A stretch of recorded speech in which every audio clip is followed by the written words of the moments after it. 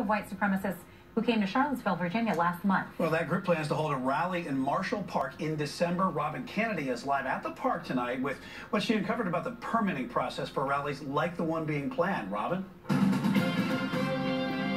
Yeah, Brian and Diana, we found out a group does not have to have a permit if they're going to hold a rally or an event here in Marshall Park. That's according to Mecklenburg County, as long as that event remains peaceful. But we all know that was not the case in Charlottesville, Virginia last month. They can even come in here wearing Dockers, khakis like they did in Charlottesville. But we know who they are.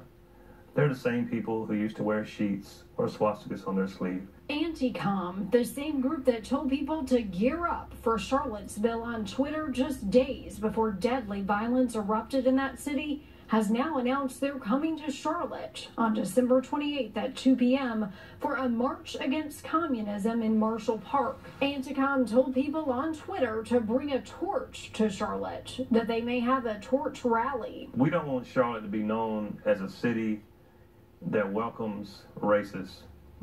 We don't want the city that welcomes racism and white supremacy. We don't want them to have a loud voice in this city.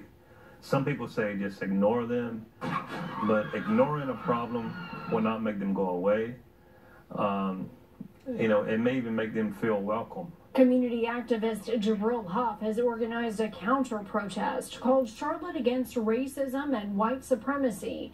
There are similar counter-protests emerging on Facebook. Hough has been meeting with local faith leaders, and he plans to put a major focus on security, making sure counter-protesters are safe. Do you feel like this will work in even stopping them from coming? It's possible. It's possible that if they see how organizing is proceeding, they see how our group is gathering numbers, how it looks like they may be, I'm pretty sure they'll be outnumbered by us. CMPD it's a good says chance. Anti-Com has not filed for a permit here. They tell us that they have not filed for a permit, that white supremacist group Anti-Com, and they also have not spoken with anyone at the police department about holding an event here in Marshall Park. CMPD says when someone does file for a permit, they do vet that organization. They look for any potential security concerns or public safety threats.